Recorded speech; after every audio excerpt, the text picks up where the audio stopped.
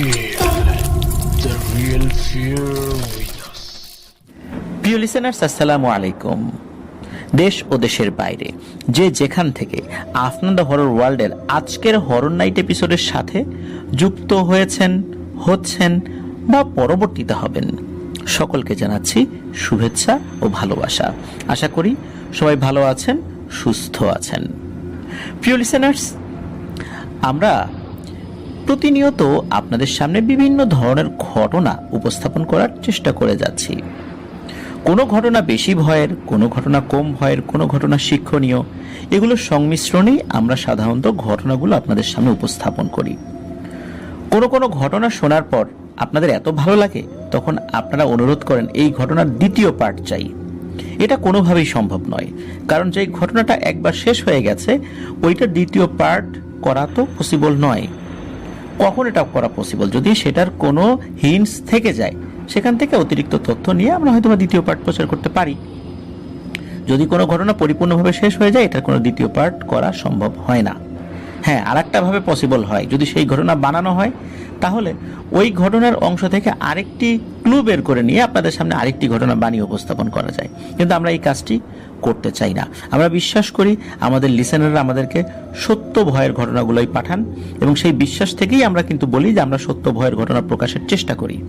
আমাদের ঘটনাগুলো নির্দিষ্ট কোনো ধর্ম, বর্ণ, শ্রেণী, গোত্র এগুলোকে আঘাত করা বা এমন ধরনের কোনো শব্দ চয়ন করা যাতে তারা আঘাতপ্রাপ্ত হতে পারেন, এগুলো আমরা করি না। তারপরও যদি কেউ মনে কষ্ট পেয়ে থাকেন আমাদের কোনো কথায়, আমরা আন্তরিকভাবে ক্ষমা প্রার্থী। এটি একটি হরর বিনোদনমূলক চ্যানেল, সুতরাং এটাকে বিনোদনের উদ্দেশ্যেই আপনারা নেবেন এবং শুনবেন, অন্য কোনোভাবে নয়। প্রিয় লিসেনার্স, আজকের যে ঘটনাটি আপনাদের সামনে উপস্থাপন করব, এই ঘটনাটি আমাদেরকে পাঠিয়েছেন হাসান ভাই। উনি চট্টগ্রাম পলিটেকনিক ইনস্টিটিউটে লেখাপড়া করছেন এবং উনি ফাইনাল বর্ষে আছেন, মানে শেষ বর্ষে আছেন আর কি। ওনার জন্মস্থান ব্রাহ্মণবাড়িয়া জেলার নবীনগর থানায়। ওনার যে গ্রাম, এই গ্রামের নামটি সঙ্গত কারণে বলছি না। পুরো ঘটনাটি শোনার পর আপনারা নিজেরাই বুঝতে পারবেন যে কেন বলছি না। এবং এই ঘটনা শোনার পর আমি আরেকটা ক্লু আপনাদেরকে দিব, সেই ক্লুটা শোনার জন্য ইনশাল্লাহ অপেক্ষায় থাকবেন এবং আমাদের গ্রুপ এবং পেজে নজর রাখবেন। চলুন শুরু করি ঘটনাটি। উনি কিন্তু ওনার পরিবারের খুবই আদরের সন্তান। কারণ হচ্ছে উনি ওনার বাবার একমাত্র সন্তান, এমনকি ওনার বাবা ও ওনার দাদার একমাত্র সন্তান। তো উত্তরাধিকার সূত্রে বেশ ভালোই জমি জমা, সম্পত্তি, স্থাবর অস্থাবর এগুলোর মালিক হয়েছিলেন আর কি। এবং এখন কিন্তু একমাত্র উত্তরাধিকার এই হাসান ভাই নিজে। এখন ঘটনাটা শুরু যেটা, এটা সময়কালটা একদম কাছাকাছি সময়, 19শে অক্টোবর 2023 থেকে ফেব্রুয়ারি 2024, ফেব্রুয়ারির শেষ দিক পর্যন্ত এই ঘটনাটি ঘটেছিল। সুতরাং বুঝতেই পারছেন একদম কাছাকাছি সময়ের ঘটনা এটি। তো ওনার এক কাছের বন্ধু, তার নাম হচ্ছে অপু। তো এই 19শে অক্টোবর এই তারিখটা ছিল তার ওই বন্ধু অপুর জন্মদিন। তো ওনারা কয়েক বন্ধু মিলে প্ল্যান করেছেন যে আজকে তাকে সারপ্রাইজ দেবেন। ওই সময় তো চট্টগ্রামে উনি থেকে লেখাপড়া করছেন। তো চট্টগ্রামের 2 নম্বর গেটের 7 ডেইজ নামে একটা রেস্টুরেন্ট রয়েছে। তো ওইখানে একটা পার্টির আয়োজন করেন ওনারা। সবকিছু ঠিকঠাক ছিল। পার্টি শেষ করে, খাওয়া দাওয়া শেষে সবাই নিজেদের বাড়িতে ওনারা চলেও যান, উনিও বাসায় চলে যান। তো উনি বাসায় গিয়ে প্রতিদিনের মতো কম্পিউটার চালু করে ইন্টারনেট ব্রাউজ করছিলেন। সবকিছু ঠিকঠাক। রাত বাজে তখন 11টা একটু বেশি। রাত 12টার পর বাসার ইলেকট্রিসিটি চলে যায়। এরপর উনি কম্পিউটারের যে কানেকশনগুলো এগুলো খুলে শুয়ে পড়েছেন ঘুমানোর উদ্দেশ্যে। তো ওনার রুমের বর্ণনাটা একটু দেওয়া দরকার। তো উনি থাকতেন ওনার খালার বাসায়। ওনার বাড়ি তো মূলত ব্রাহ্মণবাড়িয়ার নবীনগরে। তো খালার বাসায় থেকেই উনি লেখাপড়া করতেন। তো ওনার যে রুমটা, এই রুমটা ছিল বড় একটা ঘরের পাশে, একটু মানে গ্যাপ রয়েছে সেই ঘরের। তো ওই দিন রাতে যখন উনি ঘুমাতে গিয়েছেন, তো ইলেকট্রিসিটি তো চলে গেছে। তো উনি শুয়ে শুয়ে ওই রাত্রে বন্ধুদের সাথে কাটানো যে মুহূর্তগুলো ওগুলো একটু চিন্তা ভাবনা করছিলেন। হঠাৎ করে ওনার ঘরের যে দরজা, ওই দরজায় কয়েকবার নক করার শব্দ হয়। টক টক টক টক করে এরকম শব্দ হয়। তো প্রথম দিকে উনি মাথা ঘামান নাই, কারণ এত রাতে কেউ আসবে না, আর কুকুর বিড়াল তো এইভাবে নক করতে পারে না, হয়তোবা ওই দরজার সাথে মাঝে মাঝে তাদের শরীরটা ঘেঁষে মানে ঘষে, অনেক সময় তাদের চুলকানোর প্রয়োজন হয় পিঠে, তখন এরকম দেয়ালের সাথে বা দরজার সাথে মাঝে মাঝে এরকম পিঠ ঘষাঘষি করে, কিন্তু এরকম নক তো করে না। প্রথম দিকে উনি পাত্তা দেন নাই। 2-3 বার নক হওয়ার পর এরপর ওনার খালার গলার শব্দ উনি শুনতে পান। ওনার স্পষ্ট মনে হয় ওনার খালা ওনাকে ডাকছেন। উনি চিন্তা করেন কি ব্যাপার, খালা তো এত রাত্রে কখনো ডাকে না, মনে হয় বড় ধরনের কোনো সমস্যা হয়েছে, না হলে তো এ সময় তো তার ডাকার কথা না। তো ব্যাপার কি সেটা দেখার জন্য উনি বাইরে বের হয়েছেন। বাইরে বের হয়ে তেমন কিছু আসলে দেখতে পান নাই, অন্ধকার ছিল আর হালকা চাঁদের আলো ছিল, একদম ঘুটঘুটে অন্ধকার, বিষয়টা এরকম না। আর ওই সময় বাইরে অন্ধকারের পাশাপাশি একটু ঠান্ডা বাতাসও ছিল। অক্টোবর মাসের শেষ দিকে রাতের বেলা একটু ঠান্ডা বাতাস সাধারণত আমাদের এই অঞ্চলে দেখা যায় আর কি। তো উনি চিন্তা করেছেন যাক একটু বাইরে বের হই। তো উনি বাইরে যেই না বের হয়েছেন, হঠাৎ করে উনি দেখতে পান যে ওনার বাসার সামনে একটা জলপাই গাছ ছিল। তো ওই জলপাই গাছের উপর কি যেন একটা অবয়ব দেখা যাচ্ছে। ওই জলপাই গাছের নিচ দিকে একটা ডাল ছিল। তো ওই অবয়বটা একটা হাত দিয়ে ঝুলে আছে, বানর অনেক সময় ঝুলে থাকে এক হাতে, ওরকম এক হাত দিয়ে ওই অবয়বটা ঝুলে আছে এবং বেশ দোলনার মতো দুলছে। তো হঠাৎ করে এই জিনিসটা দেখার পর উনি সাথে সাথে ওনার যেই খালা, ওনার খালার যেই ঘরটা এবং যেই ঘরের যে রুমটাতে খালা থাকতেন, ওই রুমের দরজার কাছে চলে গিয়ে 2টা ডাক দেন, খালা ও খালা, এরকম বলে 2টা ডাক দিয়ে ওখানে নাকি উনি সেন্সলেস হয়ে পড়ে যান। এরপর ওনার কিছু মনে নেই, কারণ ওই জিনিসটা দেখে উনি ভয় পেয়েছিলেন খুব। আর অনেক সময় বড় বড় হনুমান বা বানর চলে আসতেই পারে। চট্টগ্রামে যেহেতু পাহাড়ি এলাকায় কিছু এরকম বানর দেখা যায়, কিন্তু রাতের বেলা হঠাৎ করে এরকমটা দেখে উনি ভয় পেয়েছিলেন। স্বাভাবিক বানর হলে একটা ব্যাপার ছিল, বানর সাধারণত রাতের বেলা এভাবে গাছে ঝোলে না, তারা ঘুমায়, কিন্তু ওই জিনিসটার চোখগুলো কিছুটা জল করছিল, খুব জল করছিল, বিষয়টা এরকম না। মূলত এটা দেখেই উনি ভয় পেয়েছিলেন যে বানর তো এত রাতের বেলা এখানে আসার কথা না। তো উনি তো সেন্সলেস হয়ে গিয়েছেন। পরের দিন দুপুরবেলা ওনার সেন্স ফেরে। পরে ওনার খালা যখন ওনাকে জিজ্ঞেস করেছেন কি হয়েছে, উনি সব ঘটনা খুলে বলেন। তো স্বাভাবিকভাবে এই ধরনের ঘটনা ঘটার পর আমরা মানুষকে কি বলে সান্ত্বনা দিই, যে কিছু না, মনের ভুল, এইটা সেইটা, কোনো পাখি হতে পারে, পেঁচা হতে পারে, এইটা সেইটা, মানে যেভাবে বলে একটা মানুষকে সান্ত্বনা দেয়া যায় আর কি। তো উনিও ওইভাবেই তাকে সান্ত্বনা দিয়ে সাহস জুগিয়েছিলেন। তো এই ঘটনার প্রথম অংশটা শেষ হলো, এবার আসেন আমরা দ্বিতীয় অংশে চাই। এদিকে ওনার 5ম পর্বের যে সেমিস্টার ফাইনাল পরীক্ষা, এটা শেষ করে কিছুদিন ছুটি কাটাতে উনি বাড়ি যাচ্ছিলেন। তো ওনাদের গ্রামের বাড়ি ব্রাহ্মণবাড়িয়ার নবীনগর উপজেলার। তো উনি সাধারণত এলাকার মানুষের সাথে খুব একটা চলাফেরা করেন নাই, একা একা চলতে ছোটবেলা থেকে পছন্দ করতেন। তো ওনার একটা ভাগিনা আছে, তার নাম হলো জাহিদ। তো বাড়িতে গেলে ওর সাথেই উনি ঘোরাফেরা করেন, দিনেও ঘোরাফেরা করেন, প্রয়োজনে সন্ধ্যার পরে ঘোরাফেরা করেন। তো সেই দিনে উনি ঘোরাফেরা শেষ করে বাজার থেকে ওই জাহিদের সাথে চটপটি খেয়ে বাড়ির দিকে ফিরছিলেন। বাজার থেকে ওনাদের বাড়িতে যেতে সময় লাগে 40 মিনিটের মতো। এদিকে বাসায় যেতে যেতে রাত হয়ে যাচ্ছে, সময় তখন রাত 10:30 কি 11:15 এরকম একটা সময় হবে আনুমানিক। আর ওনাদের ওই গ্রামে কিন্তু রাত 10:30 মানে কিন্তু অনেক রাত এখনো, ওটা তো একটা গ্রাম সাইড। বর্তমান সময় রাত 10:30 আসলে শহর এলাকা বা মফস্বল এলাকায় ওরকম না হলেও ওই গ্রামটা তো অন্তত ওই ছোঁয়াটা লাগেনি। বিশেষ করে রাত 10:30টার দিকে বেশ শুনশান নীরবতাই হয়ে যায় ওখানে। ওদিকে বাজার তো সব দোকানপাট বন্ধ হয়ে গেছে। তো উনি আর ওনার ভাগিনা 2জন মিলে বাসায় যাচ্ছিলেন। মাঝখানে একটা 3 রাস্তার মোড় পড়ে। ওখানে যাওয়ার সাথে সাথে কোনো এক অজানা কারণে ওনার ফোনটা বন্ধ হয়ে যায়। ওনার ফোনে কিন্তু চার্জ ছিল, কিন্তু ফোনটা কোনোভাবে চালু হচ্ছিল না। তো এটা টেকনিক্যাল সমস্যার কারণে হতেই পারে। পরে ওনার যে ভাগিনা জাহিদ, তার মোবাইলের ফ্ল্যাশ লাইট চালু করে ওনারা বাসার দিকে আবার যাওয়া শুরু করেন।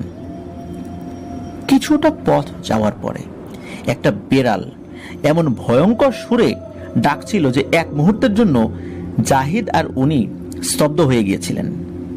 রাস্তার দুপাশে কিন্তু ধান ক্ষেত ছিল, আর এই জাহিদ সে কিন্তু বেশ ভীতু টাইপের একটা ছেলে। এত ভীতু যে এই বিড়ালের ডাক শুনেই ও মারাত্মক ভয় পাচ্ছে। তখন এই হাসান ভাই তাকে অভয় দিয়ে বলেন, আরে ভাগিনা চল, সমস্যা নাই, দুইটা বিড়াল হয়তো বা ঝগড়া করছে এই ধান ক্ষেতের ভিতরে।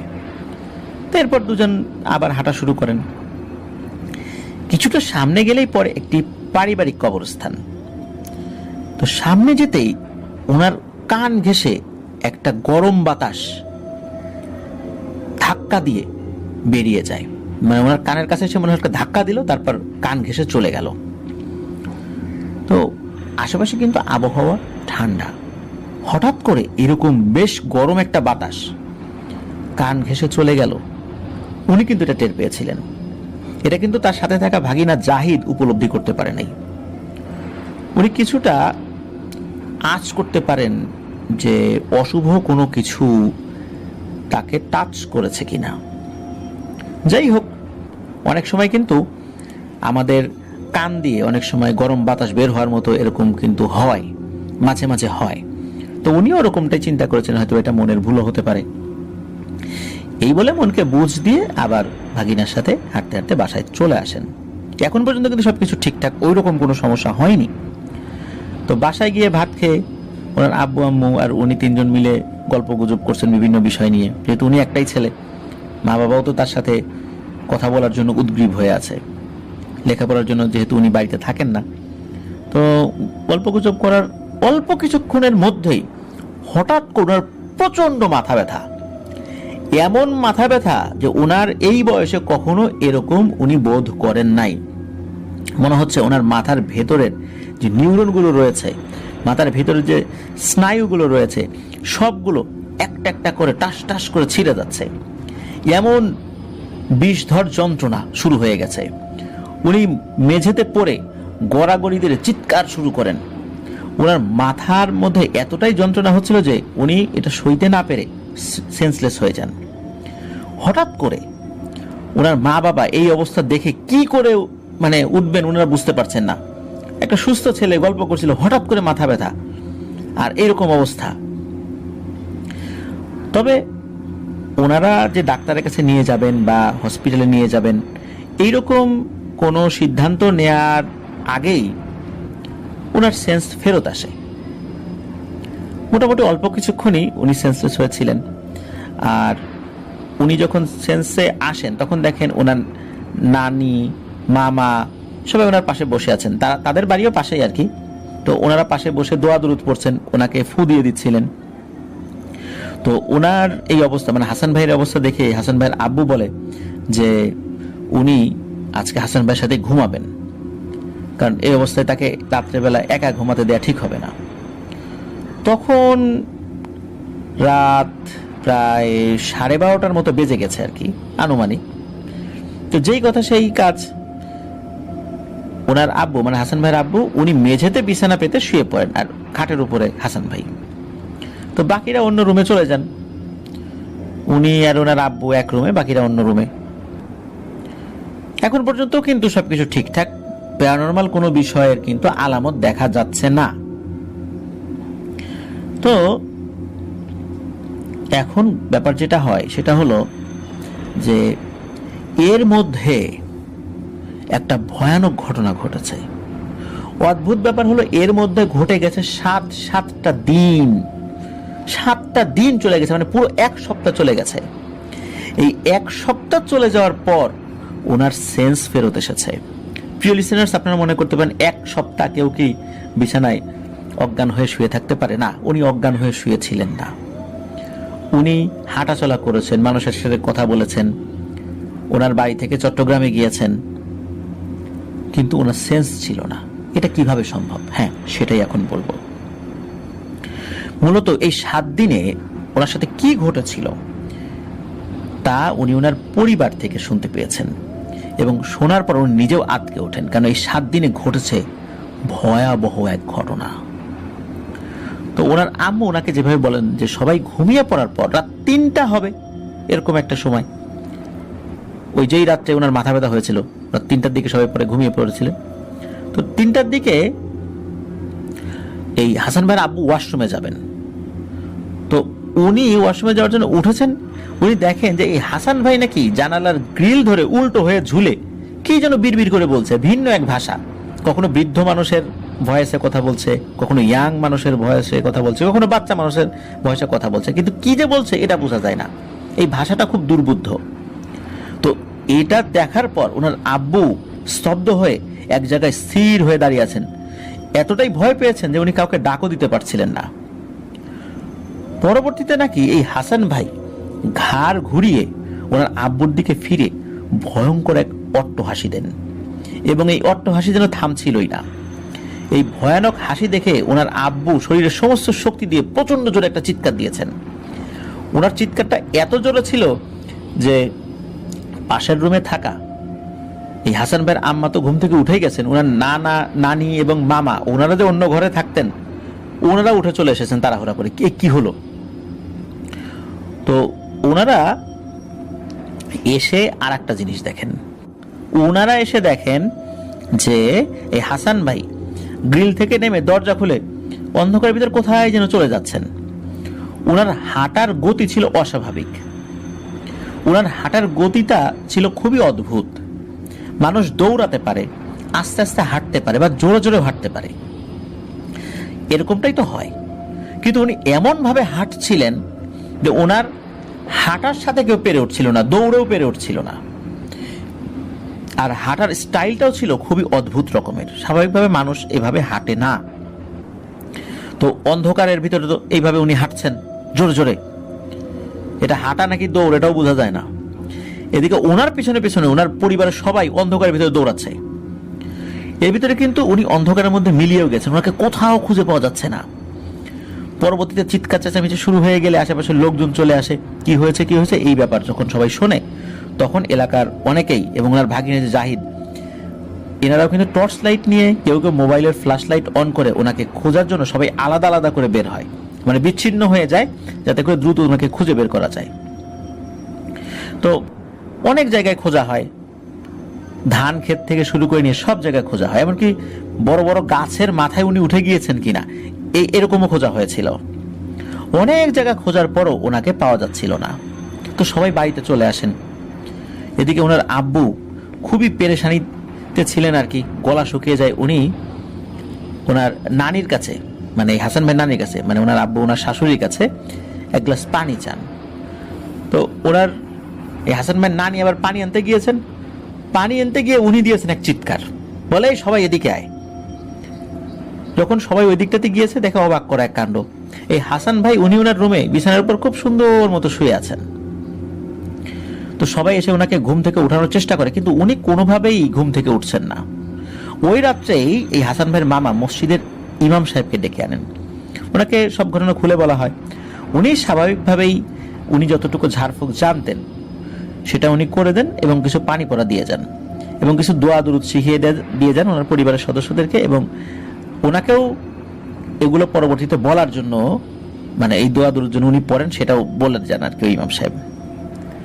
কিন্তু ঘটনা তো এখানে শেষ না। পরের দিন সকালবেলা এই হাসান ভাই ঘুম থেকে উঠেছেন, উঠেই নাকি উনি একা একা হাঁটছেন। উনি বাসার কাউকে চেনেন না, ওনার মা বাবা নানি মামা ভাগিনা কাউকে চেনেন না, এমনকি উনি ওনার নিজের নামও বলতে পারেন না। ওনার নাম কি, উনি কে, ওনার বাড়ি কোথায়, কিচ্ছু না। মনে হচ্ছে একটা মানুষের স্মৃতি চলে গেলে যেরকম হয়, একটা ছোট্ট শিশু বাচ্চা যে মা বাবাকেও এখনো চেনে নাই, তাকে যদি কোনো প্রশ্ন করা হয় সে কি উত্তর দিতে পারবে? না, পারবে না। তো ওনার অবস্থা হয়েছে ঠিক ওরকম। এখন একমাত্র ছেলের এই অবস্থা দেখে ওনার পরিবারের সদস্যরাও কান্নাকাটি করে একদম অবস্থা খারাপ করে ফেলেছে। এটাই হওয়ার কথা, কোন মা বাবা এটা সইতে পারে? তো ওই অবস্থায় ওনার এক চাচাতো ভাই ওনার আব্বুকে বলেন যে একটা পরিচিত হুজুর আছেন ঢাকাতে, তো ওই হুজুর মোটামুটি ভালো মানের একজন হুজুর, তো ওনার সাথে যোগাযোগ করার জন্য। তো ওনার আব্বু মানে হাসান ভাইয়ের আব্বু এবং হাসান ভাইয়ের মামা ওই দিনই চলে যায় ঢাকাতে। ওনাকে কিন্তু সাথে নিয়ে গেছেন, কিন্তু ওনার কিন্তু কোনো কিছু খেয়াল নাই যে ঢাকায় যাচ্ছেন, কোথায় যাচ্ছেন, উনি কিচ্ছু বলতে পারেন না। তো ঢাকায় যাওয়ার পর ওই হুজুরের যে ঠিকানাটা দেওয়া হয়েছিল ওইখানে যাওয়ার পর জানতে পান যে হুজুর ছুটিতে বাড়িতে গেছেন। এখন কি করা?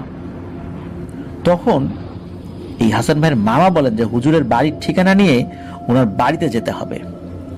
তখন হাসান ভাইয়ের আব্বা এই বিষয়ে সম্মতি দেন। তখন ওই হুজুর যেখানে থাকতেন ওখান থেকে হুজুরের বাড়ির ঠিকানা নিয়ে ওনার বাড়িতে চলে আসেন।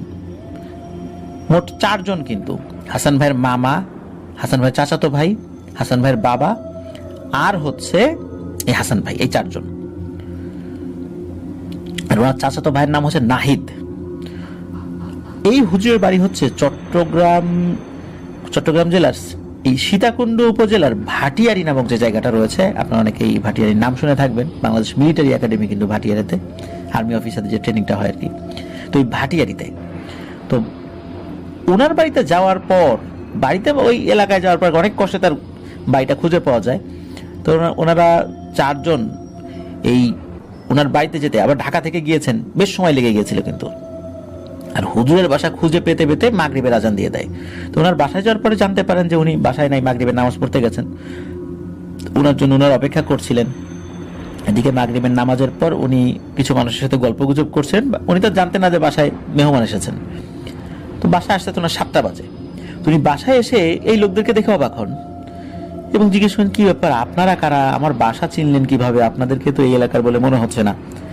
পরে এই যে নাহিদ, এই হাসান ভাই চাচাতো ভাই, এই নাহিদ ভাইয়া বিস্তারিত পরিচয় দেন। নাহিদ ভাইয়ের পরিচয় দেন এবং কিভাবে ওই হুজুরের সন্ধান পেলেন, কার মাধ্যম দিয়ে পেলেন, এইভাবে যখন পরিচয় দেন তখন ওই হুজুর চিনতে পারেন যে কার রেফারেন্স দেয়া হচ্ছিল। তখন সবাই এই যে হাসান ভাইকে দেখিয়ে বলেন যে এই সমস্যাগুলো হচ্ছে। বিশেষ করে হাসান ভাইয়ের আব্বা সবকিছু খুলে বলেন হুজুরের কাছে।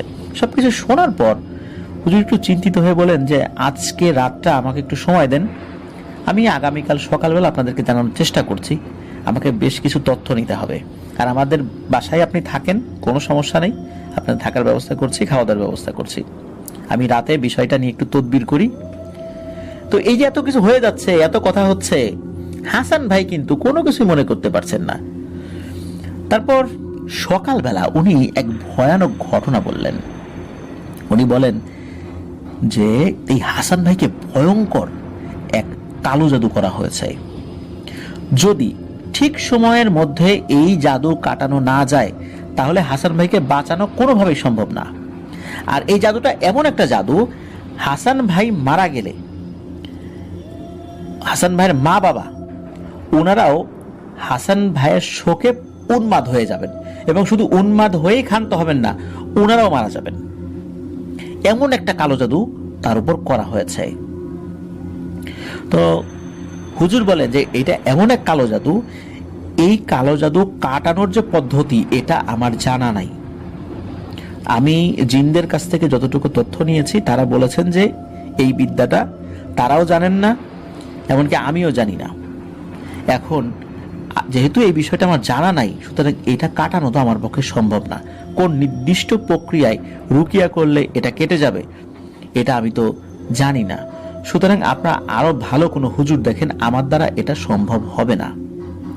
তো এই কথাটা শোনার পর এই হাসান ভাইয়ের আব্বা উনি তো পাগলের মতো হয়ে যান। ছেলেকে বাঁচানোর জন্য হুজুরের হাতে পায়ে ধরে কান্নাকাটি শুরু করে দেন যে হুজুর এত দূরে আসছি, এখন আপনি যে কথা বললেন আমাদের হাতে তো সময় নাই, কবে হুজুর খুঁজবো, কে এটা সমাধান করবে, ততদিনে তো আমার ছেলের ভয়ানক কিছু একটা হয়ে যাবে।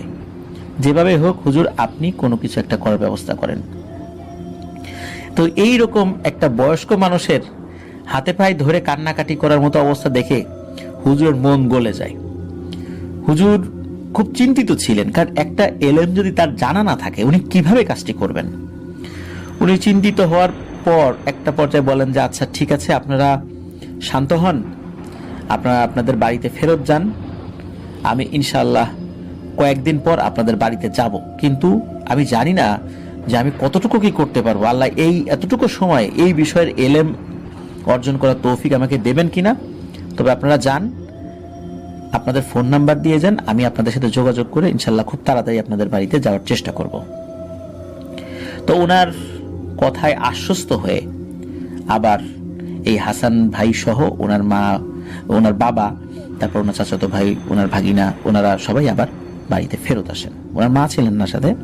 তো এদিকে একদিন যায়, 2 দিন যায়, 3 দিন যায়, হুজুরের কোনো খোঁজ খবর নাই।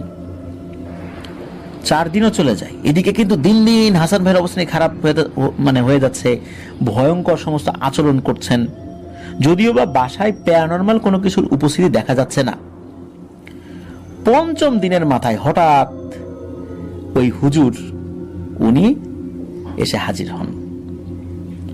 তো এর মধ্যে কিন্তু ফোনে ওনার সাথে যোগাযোগ করা যায় নাই, উনিও ফোন করেন নাই। 5ম দিনের মাথায় উনি একাই চলে আসেন।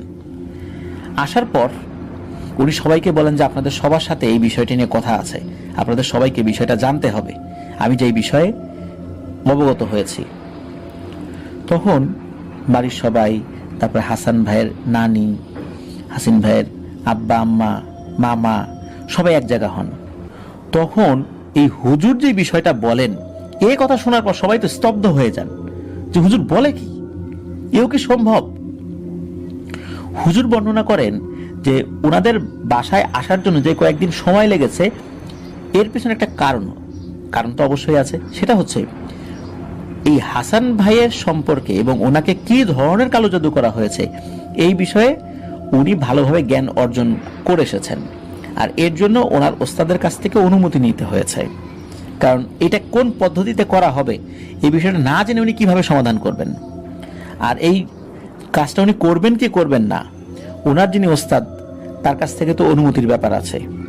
এই জন্য উনি এই বিষয়টা ওনার ওস্তাদের কাছে গিয়ে যখন বলেছেন, ওনার ওস্তাদ এই বিষয়ে তার সাথে থাকা যেই পরহেজগার জিনেরা রয়েছেন তাদের সাথে যোগাযোগ করেন এবং ওই জিনেরা আরো বিস্তারিত তথ্য সংগ্রহ করেন। এই তথ্য সংগ্রহ করার পর ওই জিনেরা পরামর্শ দিয়েছে, জিনদের সাথে ওই হুজুর পরামর্শ করে তখন আবার এই হুজুরকে বলেছে যে বাবা তুমি এইভাবে কাজটা করবা, তাহলেই এই সমস্যার সমাধান আল্লাহ চাইলে তো ইনশাল্লাহ হয়ে যাবে এবং এই কালো জাদুটা কেটে যাবে। মূলত এই সমস্ত বিষয়গুলো করতে করতেই হুজুরের সময় লেগে গেছে। উনি মূলত দীর্ঘদিন মাদ্রাসায় শিক্ষকতা করার পর ওখানে অল্প কয়েকদিন ছুটি পেয়েছিলেন। এই ছুটিতেই পরিবারকে সময় দেওয়ার জন্য গিয়েছিলেন বাড়িতে, কিন্তু এর ভেতরে এই হাসান ভাইয়ের সমস্যা আসার কারণে উনিও একরকম খুব দৌড়াদৌড়ির উপরে ছিলেন। মূলত এই কারণে ওনার দেরি হয়েছে এই বিষয়টা যখন বলেন, এবং উনি বলেন যে ওনার বিশেষ করে হাসান ভাইয়ের যে ফ্যামিলির বা আত্মীয় স্বজনদের মধ্যে এক আত্মীয় সম্পত্তির লোভে হাসান ভাইয়ের উপরে ভয়ানক এক ব্ল্যাক ম্যাজিক করেছে। হুজুর বলেন যে এই হাসান ভাইকে একটি মেয়ে প্রেমের প্রস্তাব দিত এবং ওই মেয়েটি ওনাদের দুঃসম্পর্কের আত্মীয় ছিল, কিন্তু এই হাসান ভাই বারবার মানা করে দিত। কারণ হচ্ছে হাসান ভাই উনি ব্যক্তিত্ব সম্পন্ন মানুষ, উনি কখনোই চাইতেন না আত্মীয় স্বজনদের মধ্যে কোনো সম্পর্কে জড়াতে। আর যেহেতু ওই মেয়েটা আত্মীয় স্বজনদের মধ্যেই ছিল, এই কারণেই সবসময় ওই মেয়েটিকে এই বিষয়ে সে না করত। এরকম বারবার বিরক্ত করতো ওই মেয়েটা। একটা পর্যায়ে হাসান ভাই খুব বিরক্ত হয়ে ওই মেয়েটিকে ধমক দেয় এবং এক পর্যায়ে বলে যে তুমি যদি বারবার এভাবে আমাকে বিরক্ত করতে থাকো, আমি কিন্তু পরিবারের অন্য সদস্যদেরকে জানাবো এবং তোমাকে নিয়ে কিন্তু বিচার সালিশ বসাবো। তো এরকম ভাবে হুমকি দেন, এইভাবে রাগারাগও করেন ওই মেয়েটার সাথে। এই মেয়েটা কিন্তু সে যে ইচ্ছা করে এই হাসান ভাইয়ের কাছে এসেছে বিষয়টা এরকম না। ওই মেয়েটার যে মা বাবা, এই মা বাবা এই হাসান ভাইয়ের পেছনে এই মেয়েটাকে লেলিয়ে দিয়েছিল সম্পত্তির লোভে। যদি হাসান ভাইয়ের সাথে একে বিয়ে দিতে পারে তাহলে বিশাল সম্পত্তির মালিক কিন্তু ওনার মেয়েও হবে, বা এরকম ভাবে ওই পরিবারের দিকে ওই সম্পত্তির ভাগগুলো চলে যাবে, তারা ওই সম্পত্তির উপর খবরদারি করতে পারবে। তো যেহেতু হাসান ভাই কোনোভাবে রাজি হচ্ছে না, তখন ভয়ানক এক সিদ্ধান্ত তারা নিয়ে বসেন। সেটা হচ্ছে যে এই হাসানকেই রাখবে না, হাসানের মা বাবাও থাকবে না, তাহলে তার কেউ নাই, হাসান ভাইয়ের কোনো বন্টন নেই, তাহলে এই সম্পত্তি ওনারা দখল করবে। এই চিন্তা থেকে ওনারা এক তান্ত্রিককে ধরেন। তো তান্ত্রিক শুরুর দিকে রাজি হচ্ছিলেন না এই কাজটি করতে, কিন্তু পরবর্তীতে মোটা অঙ্কের টাকার লোভ যখন দেখানো হয় তখন তান্ত্রিক রাজি হয়। এই ব্ল্যাক ম্যাজিকটা করার জন্য 7টা ছাগল, 7টা কবুতর, 7টা মুরগি আর 7 জোড়া দেশি কবুতর, আমরা 7টা কবুতর ছাড়াও আবার 7 জোড়া দেশি কবুতরের বাচ্চা, এই জোড়াটা হবে হলো বাচ্চা কবুতর, এগুলো বলি দিয়ে এই জাদুটা করা হচ্ছে। এই জাদুর প্রভাবে পুরো পরিবার ধ্বংস হয়ে যাবে। প্রথমে হাসান ভাই ধ্বংস হয়ে যাবে, এরপরে ওই পরিবারের অন্য সদস্যরা। এই কবিরাজ একটা নির্দিষ্ট সময়ে যজ্ঞ করে, মানে রিচুয়াল করে, এবং এই রিচুয়ালটা করতে হবে 7 বার।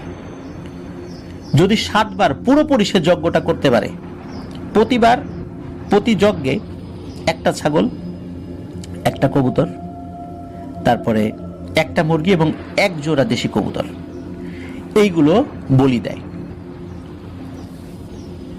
এখন এই কবিরাজ ইতোমধ্যে 6 বার যজ্ঞ সম্পূর্ণ করে ফেলেছে। 7 নাম্বার যজ্ঞ সে এখন করবে।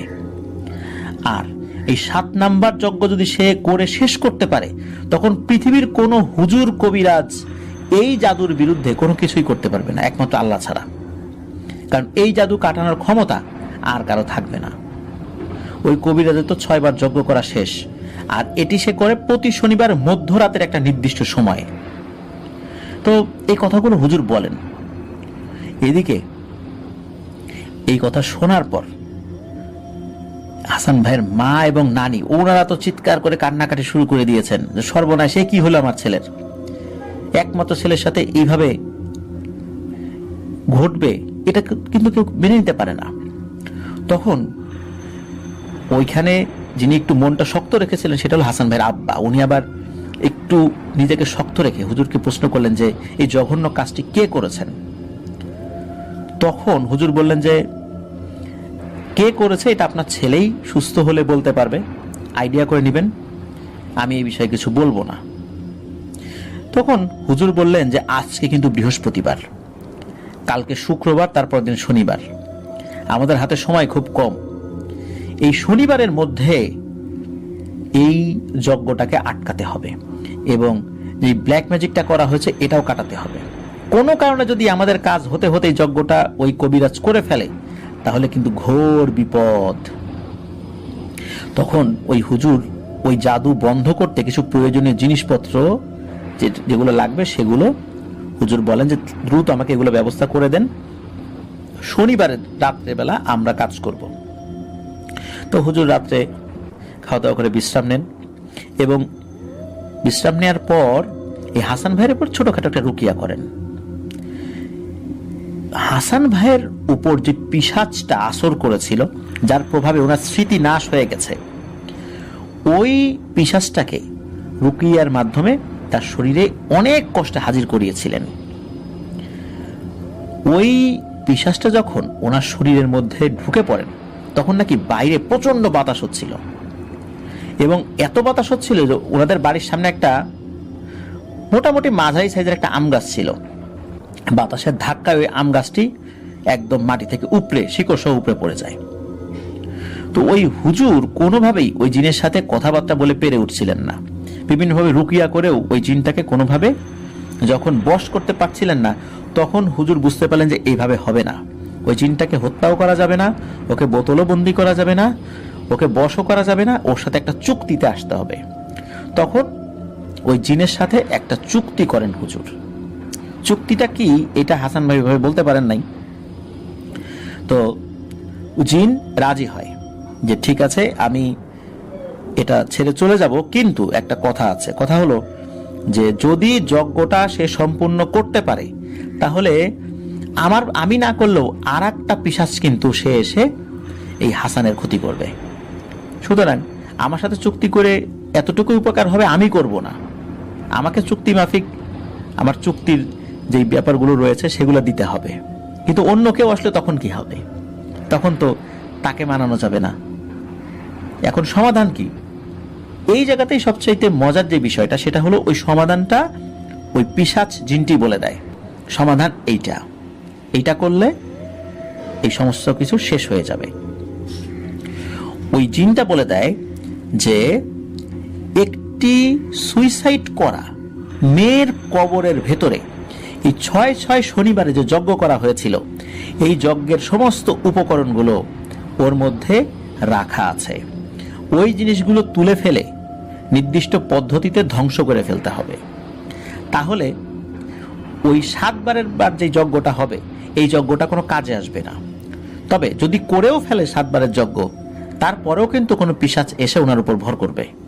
সুতরাং 7 বারের যজ্ঞটাও করতে দেয়া যাবে না, যে কোনোভাবেই হোক।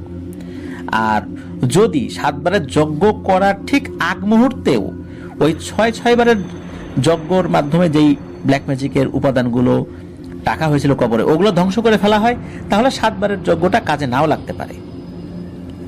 তখন এই কথাগুলো যখন শোনেন ওই পরিবারের সদস্যরা, এবং হুজুরও তো ওখানে ছিলেন, তখন হুজুর এটাও বলেন যে আচ্ছা কোন কবরস্থানে, সেই কবরস্থানের নামটাও পর্যন্ত ওই পিশাচ বলে দেয় যে ওই কবরস্থানে। ওই কবরস্থানটা কিন্তু ওদের বাড়ির কাছেই ছিল, চিনতেন ওই কবরস্থানটা। এদিকে একটা মেয়ের সুইসাইড করা কবর, এদিকে হাসান ভাইয়ের বাবা বা ওনার যে মামা ছিলেন, ওনারা কিন্তু চিনতে পেরেছেন যে অল্প কিছুদিন আগে একটা মেয়ে সুইসাইড করেছিল। বুঝতে পারেন যে কোন কবরটা, বুঝতে ওনাদের অসুবিধা হয় নাই। তখন হুজুর পরবর্তীতে ওই পিশাচটাকে চলে যেতে বলেন, পিশাচ চলে যায়। তারপরে হুজুর বিস্তারিতভাবে ওই হাসান ভাইয়ের মামা এবং বাবাকে বলেন যে আজকে যতটুকু করার দরকার আমরা করলাম, শনিবার কিন্তু আমাদের খুব ভয়ঙ্কর কিছু কাজ আছে। মনটাকে শক্ত রেখে, মনে সাহস সঞ্চয় করে আল্লাহর নাম নিয়ে এই কাজটি আপনাদেরকে করতে হবে। তো হুজুর বলেন যে একা যেতে হবে, বিষয়টা এরকম না, আপনারা কয়েকজন মিলেও যেতে পারেন, তবে কাজটা করতে হবে। হুজুর এটা বলে দেন যে শনিবার রাতের বেলা আপনারা যখন ওই কবরের কাছে যাবেন, কবরটা খুঁড়বেন, কিন্তু খোঁড়ার পর আমি যখন আপনাকে ফোন করে বলবো তখন আপনি কবরের মধ্যে নামবেন। এর আগে আপনি নামবেন না। এর আগে নামার পরও যদি আপনি জিনিসগুলো উঠানো, তাহলে কিন্তু কাজ হবে না। এগুলো তো হুজুর বলে দিলেন। আর শনিবারের দিন রাতের বেলা ওই কবরস্থানের ওই কবরে যাওয়ার জন্য হাসান ভাইয়ের বাবা এবং মামা রেডি হয়ে গেছেন। একটা পর্যায়ে ওনারা রওনাও দেন। ওদিকে ওইখানে যাওয়ার পর ওই কবরের কাছে যখন এসেছেন, তখন নাকি হঠাৎ করে অনেকগুলো বাদুর এই হাসান ভাইয়ের বাবা এবং ওনার মামার মাথার উপর দিয়ে বৃত্তাকারে উঠছিল। আর বাদুর এক ধরনের ডাক দেয়, ওই রকম শব্দ করছিল, তাদের মতো করে ডাকাডাকি করছিল। মানে ওরা ওই কবরটা খুঁড়তে দেবে না। তবে আল্লাহর নাম নিয়ে কোরআন থেকে তেলাওয়াত করছিলেন ওনারা বিড়বিড় করে। আল্লাহর রহমতে কবরটা খোঁড়া শেষ করেন। তো কবর খোঁড়া শেষ, নির্দিষ্ট সময় যখন কল আসে যে এখন নামেন, দ্রুত করেন, তখন ওনার আব্বু কবরের নিচে নামতে গিয়ে আসলে হয়েছে কি, কবরের ভেতর থেকে খুব বিশ্রী একটা পচা গন্ধ চলে আসে। এতক্ষণ কিন্তু আসছিল না, হঠাৎ করে এমন পচা গন্ধ আসছে, ওইটা সহ্য করতে না পেরে ওনার আব্বু কি করেছেন, ওই কবরের মধ্যে অজ্ঞান হয়ে পড়ে গেছেন। এদিকে ওনার মামা এখানে দাঁড়ানো। এমন একটা কাজ করতে হবে, এর মধ্যে একটা সুস্থ স্বাভাবিক মানুষ, একটা ভারী মানুষ অজ্ঞান হয়ে কবরের মধ্যে পড়ে গেছে। তো ওনার মামা আবার দ্রুত ওই কবর থেকে এই হাসান ভাইয়ের বাবাকে উঠান। উঠার পর উনি নিজেও উঠেছেন, ওনাকে একটা ভালো জায়গায় রেখে তখন হাসান ভাইয়ের মামা কবরে নেমেছেন। নামার পর ওনারা তো লাইট নিয়ে এসেছিলেন, টর্চ লাইট জ্বালানোর পর দেখেন যে কবরের ভেতরে যে লাশটা রয়েছে, ওই লাশটা তো অবস্থা খুব খারাপ, মানে স্বাভাবিকভাবেই পচে গেছে, অনেকটাই পচে গেছে, মাসখানেকের মানে লাশ আর কি ওইটা। আর ওই কবরের ওই লাশের মাথার কাছে এই যে 7 শনিবারে যেই 7টা মানে 6টা ছাগলের মাথা, তারপরে এই যে মুরগি, এই অন্যান্য যে জিনিসগুলো, এই জিনিসগুলো পাশে রাখা আছে। ওইগুলোর পচা গন্ধে ওই কবরের ভেতরের অবস্থা আরো বেশি খারাপ হয়ে গেছে। এমনি তো মানুষের পচা গন্ধ আছে, তারপর আবার এই অবস্থা। তো উনি এই জিনিসগুলো ওইখান থেকে তোলেন। তারপর উনি ওখান থেকে ওঠেন। হুজুর আবার একটা পানি পড়া দিয়েছিলেন, ওই পানি পড়াটা আবার কোনো সমস্যা হলে নিজেদেরকে ছিটিয়ে দিতে বলেছেন এবং কবরের ওখানে ছিটিয়ে দিতে বলেছেন। তো ওনার মামা এই কাজটা করেন। করার পর এই পানি ছিটানোর পরেই মোটামুটি কয়েক মিনিট পরে এই হাসান ভাইয়ের বাবার জ্ঞান ফেরত আসে। তখন এই সব জিনিসগুলো ওনারা এক জায়গায় গুছিয়ে একটা পুটলির মধ্যে রাখেন। ওনারা যখন ফিরছিলেন তখন অনেকগুলো কাক নাকি এই হাসান ভাইয়ের আব্বু এবং ওনার মামার উপর আক্রমণ করে, ওনাদেরকে আক্রমণ করে জিনিসগুলো নিয়ে যেতে চাচ্ছিল। কাকের আক্রমণে ওনারা আহত হয়েছিলেন, কিন্তু তারপরেও ওনারা দ্রুত কবর থেকে বা কবরস্থান থেকে ওইখান থেকে বের হয়ে যান এবং ওনাদের বাড়িতে আসার আগ পর্যন্ত কিন্তু বিভিন্ন ধরনের সমস্যা, ছোটখাটো সমস্যা, খুব বড় ধরনের সমস্যা হয় নাই, ছোটখাটো সমস্যাগুলো হচ্ছিল। আর ওনারা যখন কবরস্থান থেকে ওই জিনিসগুলো নিয়ে ফিরছিলেন, হঠাৎ করে এই হাসান ভাইয়ের উপরে ভয়ানক এক পিশাচ ভর করে। একবার নাকি মেয়েদের গলায়, একবার বাচ্চাদের গলায়, একবার বয়স্ক মানুষের গলায় কি দিয়ে কি যেন বলছেন আর কি, বিড়বিড় করে, কোনো কথাই বোঝা যায় না।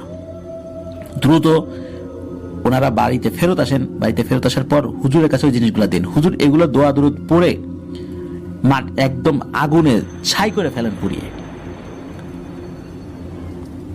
কি ভাবছেন প্রিয় লিসেনার্স, ঘটনা কি এখানেই শেষ? না, আরেকটু আছে।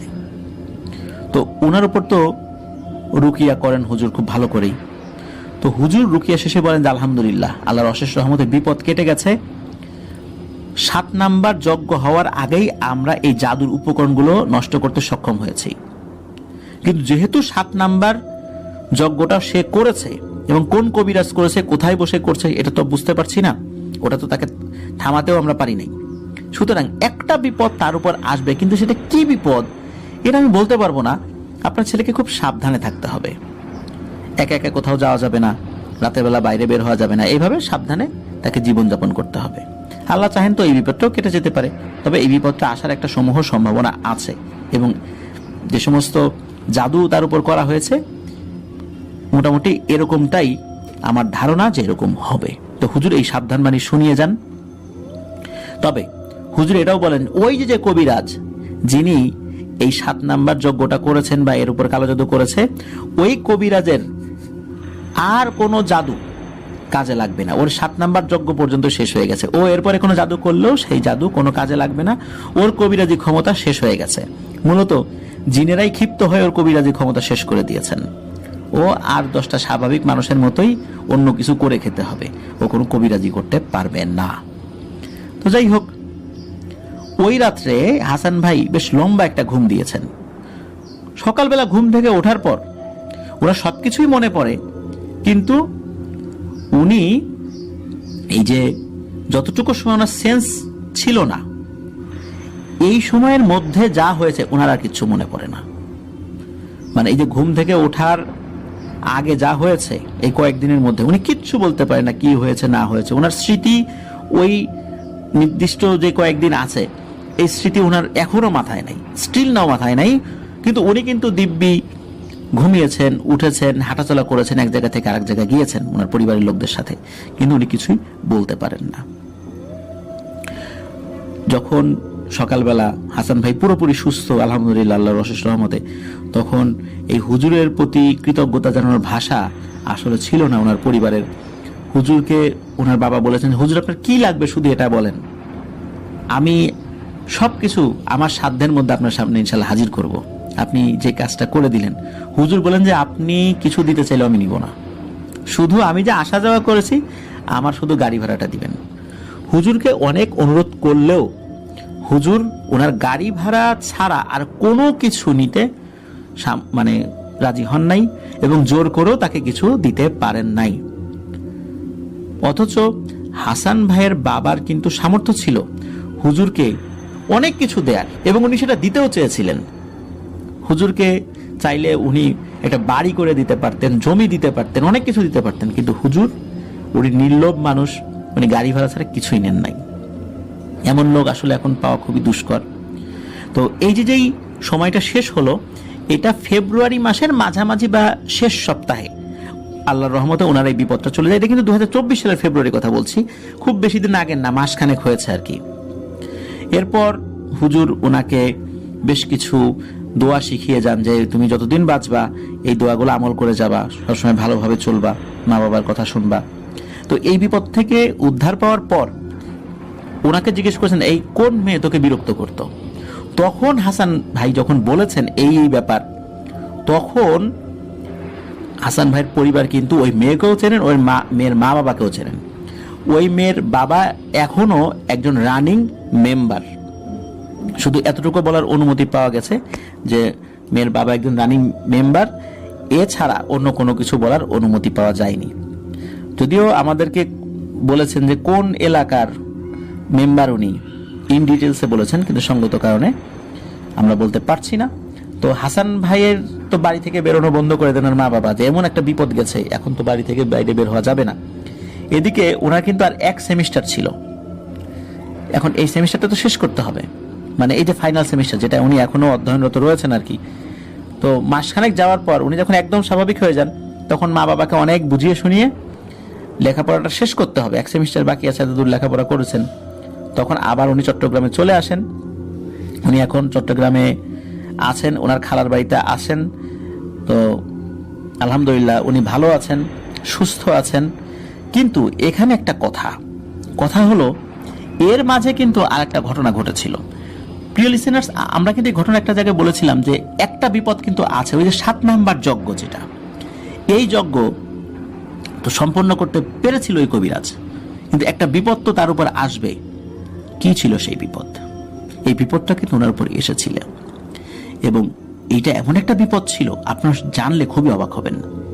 বিশেষ করে ওনার যারা ফেসবুক ফ্রেন্ড বা ওনার যেই চাচাতো ভাই নাহিদ, তার যারা ফেসবুক ফ্রেন্ড, তারা কিন্তু এই জিনিসটা দেখেছিলেন, বা অনেকেই হয়তো বা তাদের চোখে জিনিসটা পড়েছিল। সেটা হলো উনি চট্টগ্রামের,